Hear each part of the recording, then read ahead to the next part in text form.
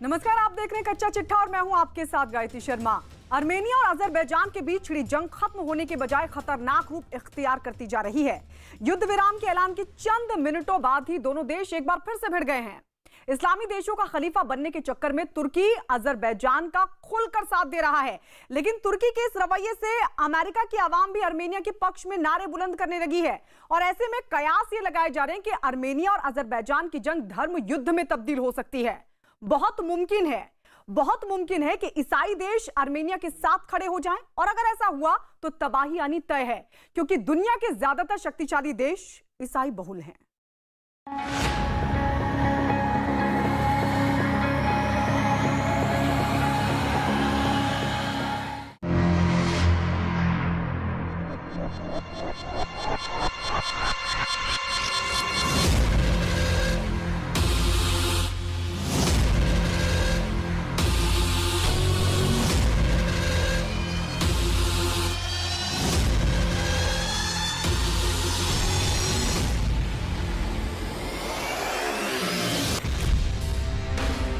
जमीन की लड़ाई धर्म युद्ध पर आई।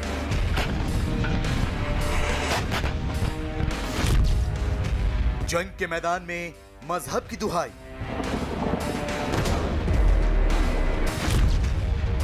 धर्म युद्ध की चिंगारी अमेरिका तक पहुंची। दुनिया पर सबसे बड़ी आफत आई।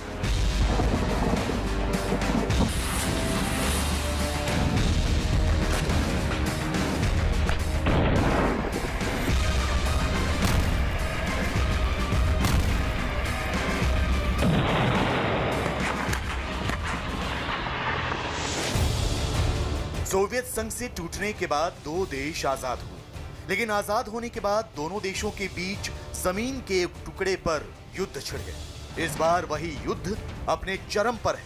आर्मेनिया और अजरबैजान एक दूसरे पर हमले कर रहे हैं। शांति स्थापित करने की कोशिश एक बार फिर नाकाम होती दिख रही है। नागोर्नो काराबाख पर कब्जे की लड़ाई में आर्मेनिया और अजरबैजान सारी हदें पार करने के मूड में दिख रहे हैं। सैन्य इलाकों के बाद लगातार रिहायशी इलाकों पर बमबारी हो रही है। ना अजरबैजान पीछे हटने को राजी है और ना ही आर्मेनिया मोर्चा छोड़ने को तैयार। लेकिन पूरी दुनिया के लिए खतरे का सबब ये कि जमीन की ये लड़ाई अब मजहबी शक्ल अख्तियार करती नजर आ रही है। जी हाँ, ये लड़ाई अब इस्लामिक और ईसाई देशों के बीच खाई पैदा करती दिख रही है। मतलब ये कि धरती पर धर्म युद्ध छिड़ने की पूरी आशंका है। जी हाँ, धर्म युद्ध, जिसमें एक तरफ तो इस्लामिक मुल्क अजरबैजान के पक्ष में खड़े होंगे तो दूसरी तरफ ईसाई देश आर्मेनिया के साथ। और अगर ऐसा हुआ तो समझिए अजरबैजान और आर्मेनिया के बीच जारी जंग एक इलाके तक ही सीमित नहीं रहेगी, बल्कि इस जंग की चिंगारी दुनिया के कई देशों को अपनी चपेट में ले सकती है। लिहाजा आपके लिए यह जानना जरूरी है कि फिलहाल अजरबैजान और आर्मेनिया के साथ कौन कौन से देश खड़े हैं। तो आपको बता दें कि मौजूदा समय में आर्मेनिया के साथ रूस चट्टान की तरह खड़ा है, जबकि अजरबैजान के साथ तुर्की कंधे से कंधा मिलाकर चल रहा है। फ्रांस, इटली और अमेरिका भी आर्मेनिया को समर्थन दे सकते हैं, जबकि चीन के साथ इस्लामिक देशों का संगठन OIC अजरबैजान के पक्ष में खुलकर खड़ा हो सकता है।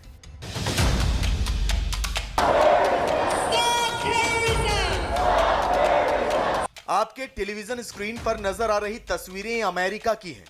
सैकड़ों की तादाद में लोग सड़कों पर विरोध प्रदर्शन कर रहे हैं। हाथों में झंडा लिए ये लोग नारेबाजी कर रहे हैं। गौर से देखने पर आपको पता चलेगा कि ये झंडे आर्मेनिया के हैं। मतलब ये कि सैकड़ों की ये भीड़ आर्मेनिया के पक्ष में खड़ी है। दरअसल कैलिफोर्निया के सबसे बड़े शहर लॉस एंजलिस में स्थित तुर्की के वाणिज्य दूतावास के बाहर लोग जमा हो गए। इस दौरान ये लोग आर्मेनिया के झंडे लहराते हुए नारेबाजी करने लगे।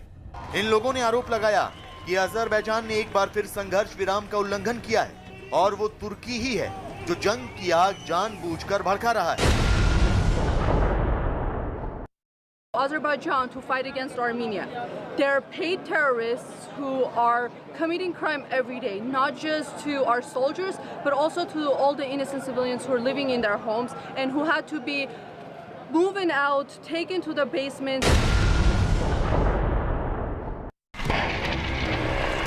आपको बता दें कि फिलहाल अमेरिका अजरबैजान और आर्मेनिया के बीच छिड़े जंग में तटस्थ है, लेकिन अब इस्लामिक देशों के अजरबैजान के पक्ष में खड़े हो जाने के बाद अमेरिका की आवाम भी सरकार पर आर्मेनिया का साथ देने के लिए दबाव बनाने लगी है।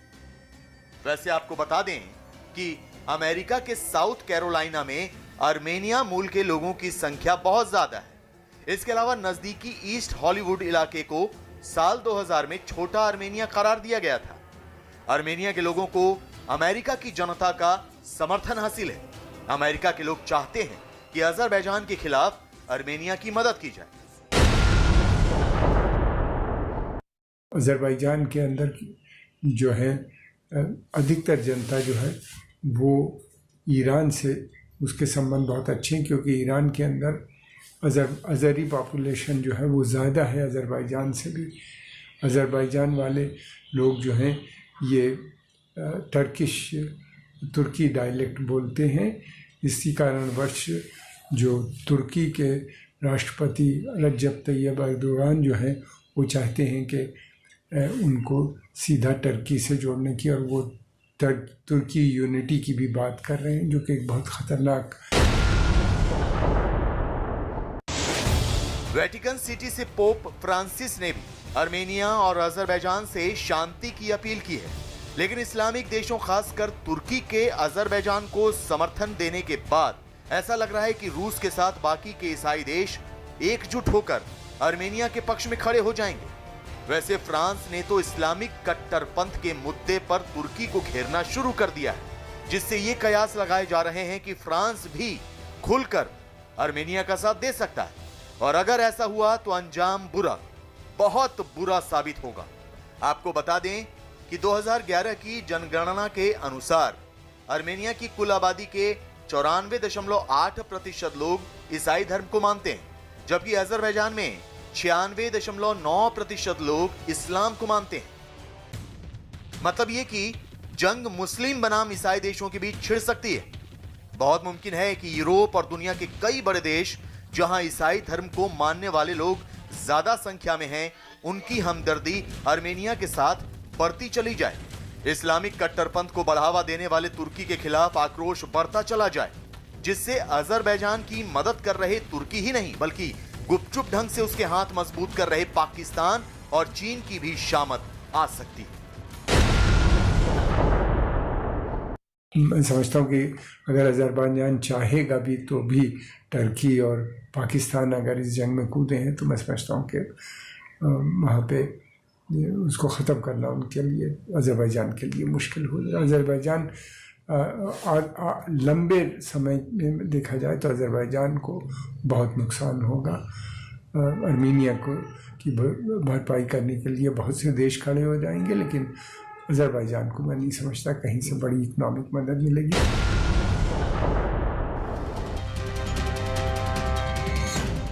फिलहाल पूरी दुनिया यही दुआ कर रही है कि आर्मेनिया और अजरबैजान के बीच भड़की जंग की ज्वाला शांत हो जाए, दोनों देश संघर्ष विराम का पालन करें, लेकिन तुर्की लगातार आग में घी डालने का काम कर रहा है।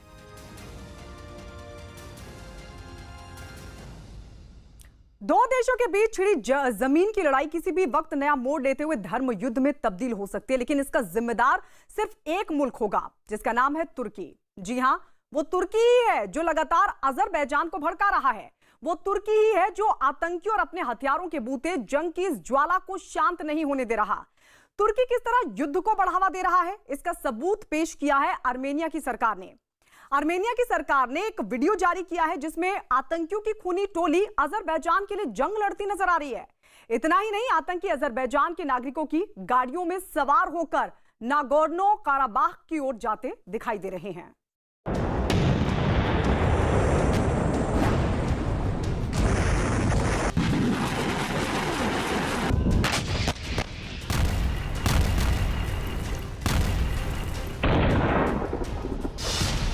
आर्मेनिया अजरबैजान के बीच फिर भड़की जंग। दिन में युद्ध विराम, रात में संग्राम।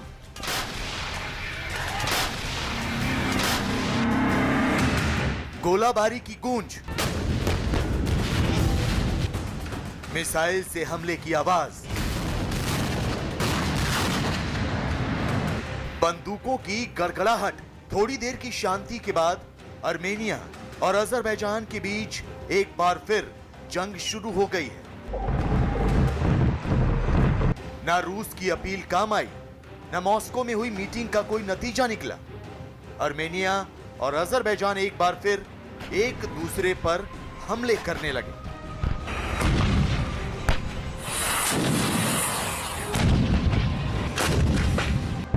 सत्ताईस सितंबर से जारी जंग एक बार फिर शुरू हो गई। इस बार शुरुआत किसने की?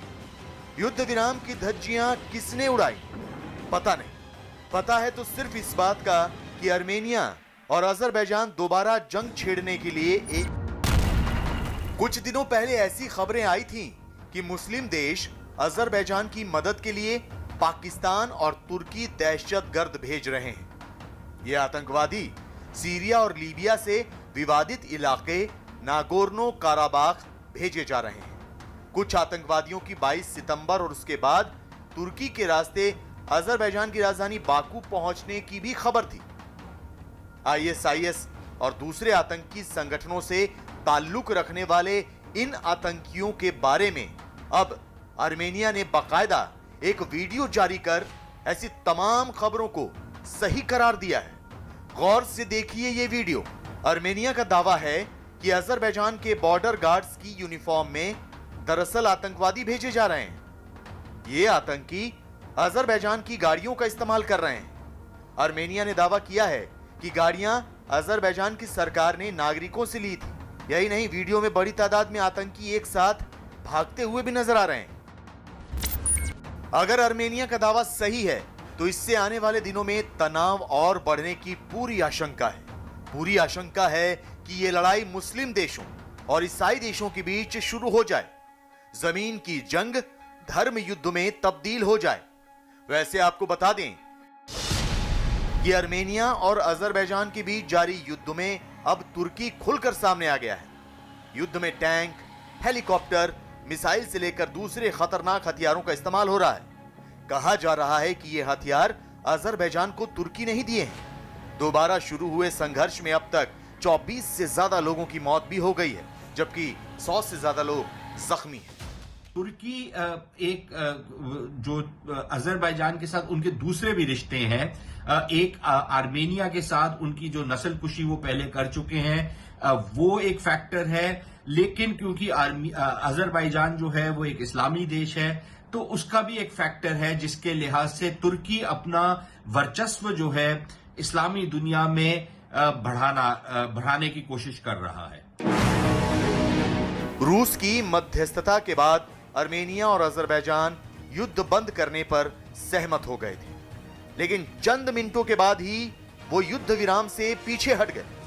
अब दोनों देश एक दूसरे पर युद्ध विराम संधि की शर्तों का उल्लंघन करने का आरोप लगा रहे हैं। आर्मेनियाई रक्षा मंत्रालय की माने तो अजरबैजान की तरफ से एक बस्ती पर हमला किया गया है। इतना ही नहीं, उसका यह भी कहना है कि संधि होने के 2 मिनट बाद ही अजरबैजान की सेना ने आक्रामक रुख अपना लिया था। युद्ध विराम पर बातचीत को अजरबैजान ने अपनी तैयारियों के लिए मौके की तरह इस्तेमाल किया। वहीं दूसरी तरफ अजरबैजान का आरोप है कि आर्मेनिया की सेना उसके इलाकों में लगातार गोलाबारी कर रही है। इस गोलाबारी में एक नागरिक की मौत भी हुई है। आरोप प्रत्यारोप जारी है। दोनों देश एक दूसरे पर हमले कर रहे हैं, जिससे आने वाले दिनों में हालात और खराब होने की आशंका से इनकार नहीं किया जा सकता। रूस शायद उस जोर शोर से इस जंग में मध्यस्थता नहीं कर रहा जितनी शायद उसको करनी चाहिए। दूसरी तरफ अजरबैजान को ये लगता है कि क्योंकि वो थोड़ी बेहतरी में है, they have one hand up, तो इसलिए वो अपना एडवांटेज जो है उसको क्यों गवाएं। और खास तौर पर जबकि तुर्की उनके पीछे पूरी तरीके से खड़ा हुआ है।